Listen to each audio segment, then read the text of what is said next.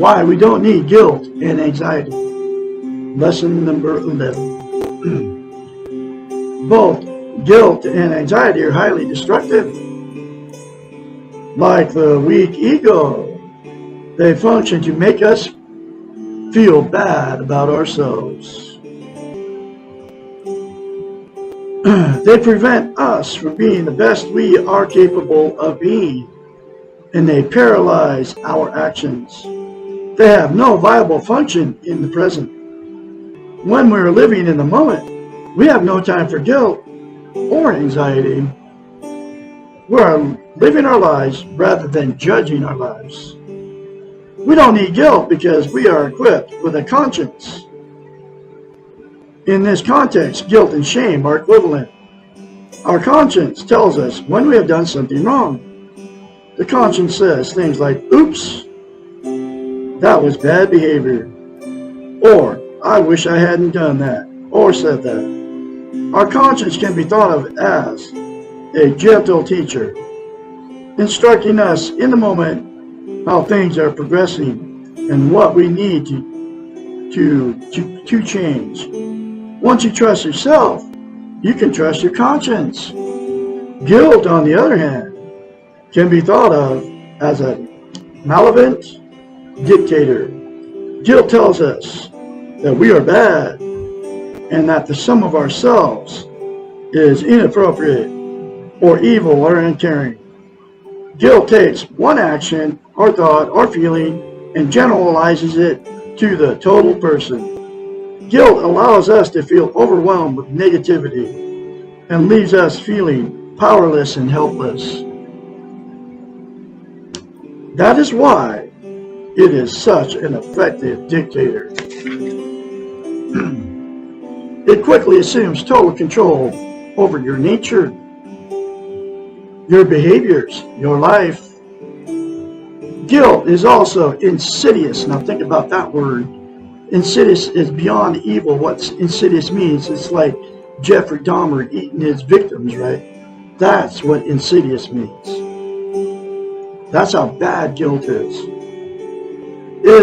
Guilt is insidious, is that it perpetuates the continuation of the bad behavior. Think about that, folks. It can be thought of as an evil circle, a snake with his tail in its mouth.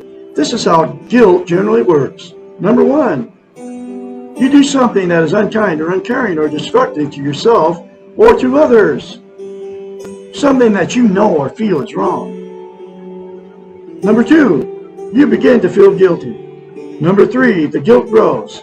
Number four, you are now feeling acutely and painfully guilty, and the pain is overwhelming.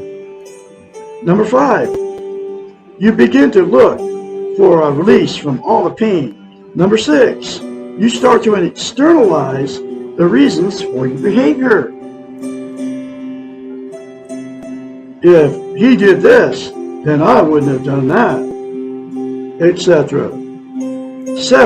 Number seven, you increase the externalizations until you have rationalized and justified your behavior. Number eight, you believe your justifications. And number nine, you repeat the behavior that created the guilt in the first place. Wow. I bet nobody's ever told you that before. Okay. And it's all true, folks. I have dealt with it. Okay. I don't have guilt anymore because I don't live in the past and guilt. I don't live in the future and anxiety. I live in the present. Okay. I can't fix anything that happened that I did way back when.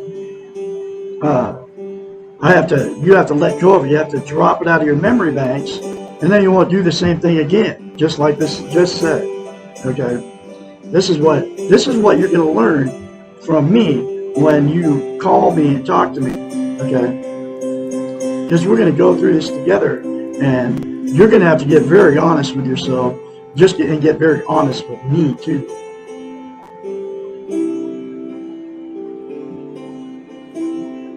This pattern is well exemplified in the addictive relationship. Here we go. Addictive relationships. Relationships are addictions, just like drugs and alcohol. One partner is the addict. The other is often codependent and the blame for each other's behaviors falls on the other person because of the guilty cycle described above. The addictive thinking goes something like this.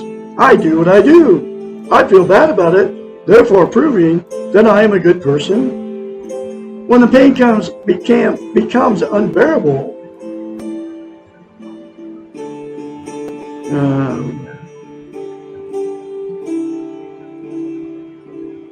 unbearable, I transfer the guilt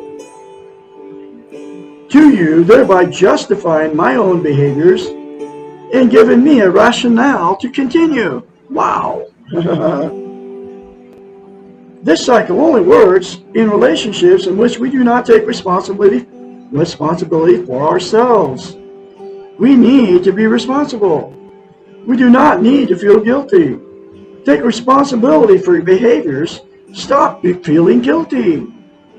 Next time you feel guilty, just stop. Tell yourself that you've done something you do not like. You will learn from this. Next time, you will not do the same thing again.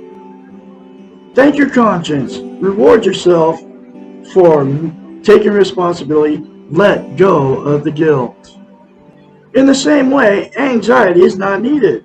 Anxiety can be conceptualized as dreaming something we do not want to occur. It is worrying about things that have not yet occurred.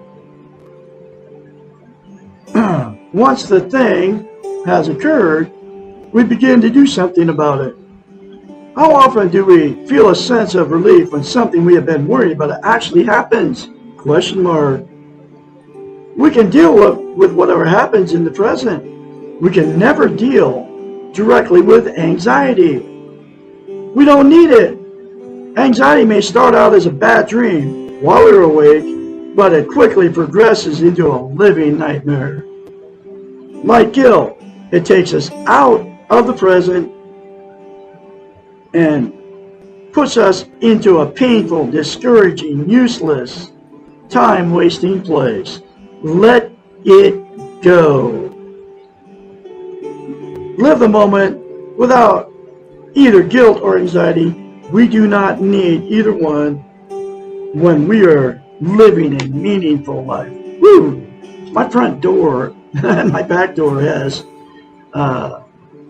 when people enter my house, I tell them, let that S-H-I-T go.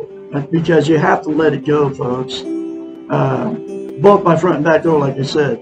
So I tell people that if they enter my house, which I don't have very many friends, but they'll look at me like, really?